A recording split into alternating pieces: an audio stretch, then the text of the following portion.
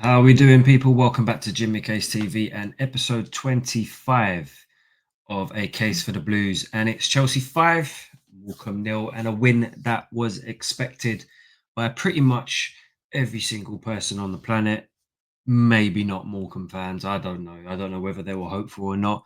Chelsea in a bit of a rough patch at the moment in the Premier League. So, you know, maybe there was a little bit of hope for some fans, but a result nonetheless that I very much expected and a scoreline that I very much expected. But you know what? I'm going to keep it sweet. I mean, short and sweet. Let's go through the lineups straight away, and then we'll talk a bit about the game, and then we'll get this wrapped up quickly. We had Jorgensen in goal, Viega at left back, Tosin and Disasi at centre back, Reece James at right back, Lavia, Neto and Kunku, João Felix and George and Gui was the starting lineup. Now there's some surprise additions in there. If I'm honest with you, Reece James didn't expect him to start. I'll be honest with you. To be honest, I didn't know when Maresca was going to put him into the squad, so it's quite a good time to do it, I'd imagine. So he's gone with it. He's put him in the squad at right back. He starts him. James had a good game. I'll be honest with you. He had a little bit rusty in terms of probably fitness. There was a point in the first half. I thought he looked a little bit tired. I mean, didn't really do much. I'll be honest with you, but nonetheless, I thought what he did do, he was good, and I couldn't fault him. He got an assist today, um, and then we also had Lavia come back from fitness. Well, from his injury, trying to get some match fitness today. So I was happy that them two are included in the squad to get some minutes, to get some fitness up. Whether or not he plays them against Bournemouth on Tuesday is another question. I don't know. They didn't play the full 90. They only played 45. They come off in the first half, but nonetheless, both of them well played today. Both come in and played well. Got to be happy with that. So any minutes under the tank to keep their fitness going. Um, but yeah, obviously, first half, I'm expecting us to come out and steamroll in Morecambe. I'm not going to lie. Um, but I tell you what, we only go into the first half. I think it was 1-0, wasn't it? Yeah, it was 1-0 in the first half. I kind of forgot what had happened throughout the game, to be honest. Because I'll be honest with you, first half, I found pretty boring. I'm not going to lie. I was sitting there bored, very bored. Even though we had countless amounts of chances and chances and chances, it felt like the same problems that we've had over the last four games, where we're having a lot of chances and we're not being very efficient in the final third, and we're failing to get the ball into the back of the net. It, the frustration started to creep up. I'm not gonna lie. It felt like, you know what, we're struggling to break down a League Two team um, and open up their defence. All of our chances seem to be coming from corners, crosses, wild shots out of the box. Um, Very rarely was there an opportunity in that first half where we broke them down, played it through, and you'd see the striker run onto it and one on one or whatever. But you know what? It could have been a case of Morecambe obviously defending for dear life. They know that they can't create as much space, so they're going to put everyone behind the ball, and they did do that. The only problem is that is a little bit worrying if we are going to play against a team similar to them in the Premier League, and they play the low block, and we're going to struggle to break them down. Are we going to struggle to break them down? That was only a little concern of mine. So in the first half, we have quite a big event where Nkunku misses a penalty. Now he's obviously got a little bit of stick for missing it. He did pop up with a goal later on in the game. I think it was to make it 2-0. Yeah, it was to make it 2-0. It was a tap in. Right place, right time to score. One thing that is good about Nkunku in the box, he is in the right place at the right time, majority of the time, to get goals. And there's been a little bit of criticism on when he does start and when he does come on the pitch. Does he show enough to really be the main starting striker at Chelsea, or even getting a start in the 10? Now he's not going to take Palmer's position, and I do think he struggles to take Nicholas Jackson's position. If I'm honest, he's on quite a lot of wages. I think he's on the old wage structure as well. And I did say at the start of the season, I do get the hint that, obviously we're leaning towards this new wage structure, etc. And I just didn't think that um, Nkunku obviously fit that. So when he was starting off the bench and starting in the Conference League matches, I did think, you know what, part of me thinks that the board don't want him here, not let alone Enzo Maresca. He's been linked with moves away to PSG this month. He's been linked to Arsenal. He's been linked to loan moves away to, I think, AC Milan were in the pot as well. So whether or not he leaves or stays is another question. Do I want him to leave or stay? It doesn't really bother me. I'll be honest with you. When he is on the pitch, I don't think I've seen enough of the Nkunku that I saw at Leipzig. Um, Injury might have been a problem. Obviously, he doesn't get a long enough run out under Enzo Maresca. There's all these variables that you could put into the pot to say why he is playing the way that he's playing. Um, but again, it's another game where you expect the player to score against a lower opposition. So he didn't bury his penalty. He chose, to be fair, goalkeeper done all right for that save. He chose a side, Nkunku, and the goalkeeper picked the right way and saves it. So you've got to give credit to the goalkeeper.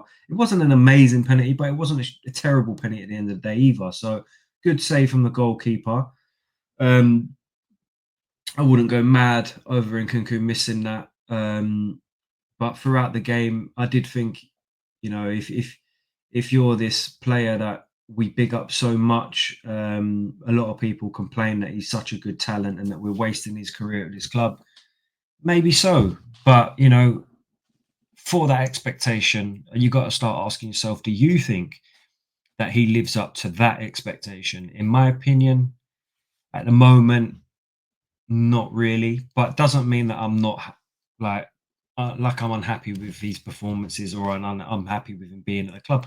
I'm just saying, listen, right now, I think what is happening with his situation is probably the right one at the moment, and whether or not he needs a move for his own career to benefit the player and it will benefit the club at the end of the day. I think it will benefit the club at the end of the day. And I think that's what fans need to remember, that you do support the club first. It's no disrespect to the player. It's no, you know what I'm saying? It's like, if he stays, I'm happy with that. If he goes, it will benefit the club in some way or another, whether or not we bring someone in that could suit the wage structure or we can get some fee for him. As long as we get the fee back, I wouldn't mind. Do you know what I mean? If we cut a loss on him, because he is good enough to get the fee back, I think he's in the like still around that transfer fee that we paid. I think it was 60 million. I still think he's around that fee. If we started making a loss on him, then it will just look like a bit of poor business. But anyway, let's get back onto the game. So yeah, that first half, we go in 1-0 from a Tosin goal.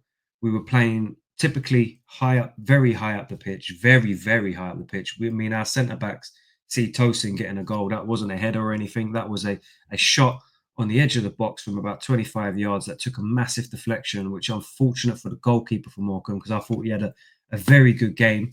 He couldn't do anything about it. The deflection took it away from him, and it's 1-0 Chelsea. Reece James, we're going to be shameless and say, well done, Reece James, first game back and he gets an assist, so we'll take that. Yeah, but we go into that first half. We go into the half time, 1-0 up. And for me, I just felt like, you know what, we're struggling to break Morecambe down here. And it felt like the same issues, like I just previously said. I was bored, I'm not going to lie. At the same time, I was tired. Maybe that doesn't help. But, I kind of expected us to really thump Morecambe in that first half. But yeah, so let me get the stats up for the first half. The first half stats were expected goals 1.48, Morecambe had 0.05. Typical. They didn't really, throughout the whole game, I didn't see them as a threat at all. They didn't really have any clear-cut chances. They had 2 shots on goal, 2 shots on target. We had 15 goal attempts in the first half, which is a lot. And we had three of those that were on target. The early chance coming from Disassi, who should have scored from a free kick. Ball comes in and he heads it over the bar, free header. We had a Felix chance.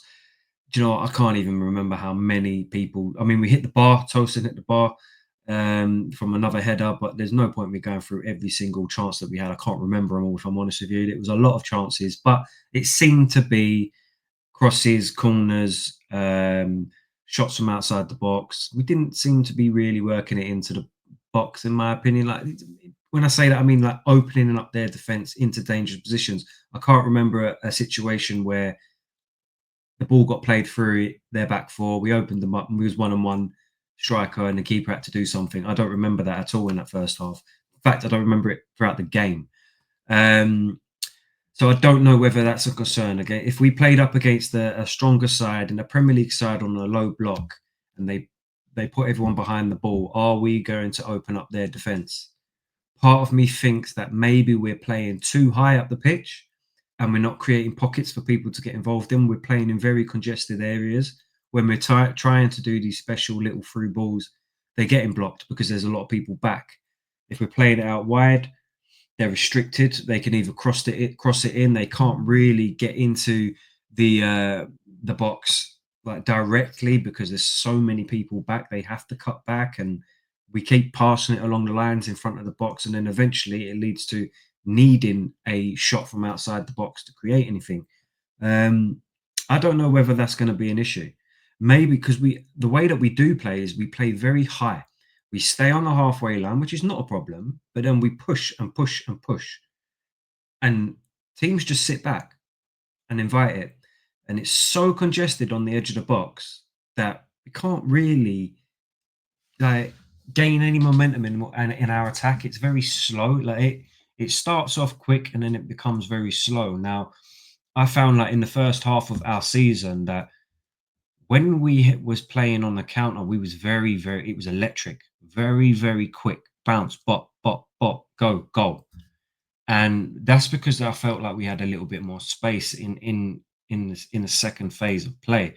So just one I'm going to start paying attention to is how far we sit up the pitch and whether when we drop a little bit, that's when we're more effective in going forward. And I just wonder if that's been one of the issues over the past four, or well, let's just say 3 weeks, where we've had a little bit of dip in form and we've struggled to score more goals. And obviously that opens up counter attacks and etc. And we're all out of position and players are running from one full end of the pitch to the other.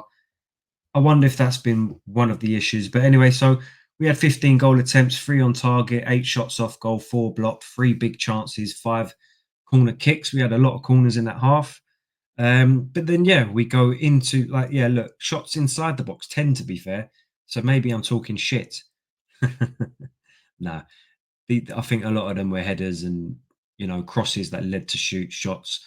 But yeah, look, so we go into the second half.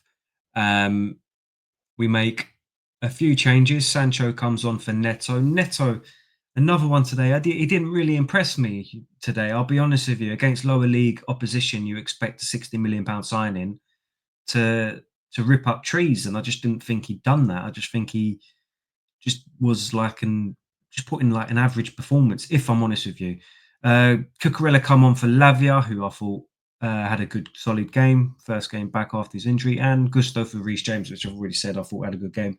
And I thought all three of them contributed very well to the second half. We get an early goal, 50th minute from Nkunku, which was from Cucurella driving into the box, passing it across goal. I think it was Renato Vega who had the shot and it was blocked, and Nkunku was in the right place, right time to tap it in. And then after that, Morecambe make three changes, and then yeah, the goals came quite quickly after that. In a space, well, after the 70th minute, we scored in the 70th minute from a wonderful goal from Tosin. That was a brilliant goal, probably my favourite goal of the night. Took it on his right foot. He shot from 25 yards, just curled it in. It was a brilliant goal, and he was getting into them positions. He was so high up the pitch for him to do that. And at that time, I was saying, look, are we really struggling to break teams down? And after I said that, all the goals started coming in. So bit annoying for me, but it is what it is. And then João Felix pops up with a goal. I'm trying to remember it. Oh yeah, that was the Tyreek George run down the left hand side. Tyreek George, another one that I thought looked very lively today. Thought he impressed for me. He impressed, so he must have impressed for Enzo Maresca and everybody else, I imagine. Um, he got the ball down the line, beat his man, crossed it across the goal, and it was a pass on the edge of the box from João Felix that went in. It was a cool finish. I thought Felix had a good game today, very active. His usual self in and around the edge of the box. He can be dangerous. We always question whether he's got a more clinical side to him, whether he can, sometimes he gets into them position, he lets off a shot and it's quite tame. But if you saw his second goal, boy, brings it to the like literally the corner of the box. He does a little fake, sends the player one way, he cuts in and he curls one in, nice finesse shot, and that's 5-0. So all in all, a very good performance from us. Second half, I'd say. I mean, first half, like I said, was boring. It was a good performance. Let's not downplay it. Good performance, but expected. So I'm trying to not overhype it at the same time because I like I said previously, like, do we have a little bit of an issue of breaking down low block sides, especially when everybody's defending behind the ball? If this was a tougher opponent, would we have struggled to really break them down? I think, like, after to do that for 90 minutes, I think that's a tough ask for a League Two side against the Premier League side to continuously defend and concentrate for that long. So it was inevitable after a while that the result would have gone the way it went. And you know what? Fair play to us. We achieved what we needed to do, and we scored the amount of goals that I thought was probably going to score. And we've won the game 5-0. So the stats for the second half, which was probably, I'd imagine, a lot better, but apparently not. 0.97% expected goals, which is strange. And then, this is what I'm saying. I don't understand this expected goals bullshit. It's all nonsense, to be fair. They had a 0.43. I don't even know what they had. One chance in that second half where they were through on goal. A wonderful pass from, I don't know who it was. I don't know any of them Morecambe players. Wonderful ball through, played him in, and he kind of just panicked and scuffed it. We had 82% possession. That is high, very high. 13 goal attempts that half, 5 shots on goal, 6 shots off goal. So we had more on target at half. Obviously, we scored more goals. One big chance, apparently. One big chance.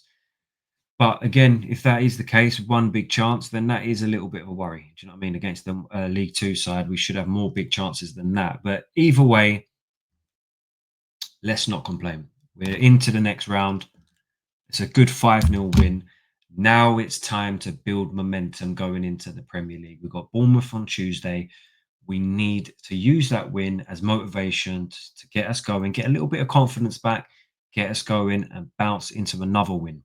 So we play Bournemouth. We can get 2 wins on the bounce there. Then we need to build again. And this is what Chelsea need to do. We've gone on a run of poor form. We now need to go back on a run of good form from the start of the season up until that poor phase of whatever you want to call it, poor run. We played very well. Obviously, we had a bit of up and down in terms of some results we didn't go our way and all that, but we went on a very strong run just before that poor run. So we need to get back onto a good run, just to keep us going, because we've made it difficult for ourselves in the league. So we need this. And today was a good game to try and bounce back and gain a little bit of confidence. And I think we've achieved that today. But anyway, let's talk about the lineup. So Jorgensen, he got a 7.5 today. For me, he didn't have anything to do today. Nothing at all. When he did need to do something in terms of make a save, claim a ball, catch it from a corner or something, I felt like he spilt everything. I don't think this was particularly his best game. For obviously he wasn't involved that much. He didn't have much to do, but when he had to do the basics, I felt like he struggled a little bit today. He dropped a lot of balls. He didn't catch them properly, pause, obviously. Um, and there was just one opportunity, well, one distribution where he kicked it straight out of the pitch and made me think of Sanchez straight away. So for me today, I don't think he had an amazing game, but he got a 7.5.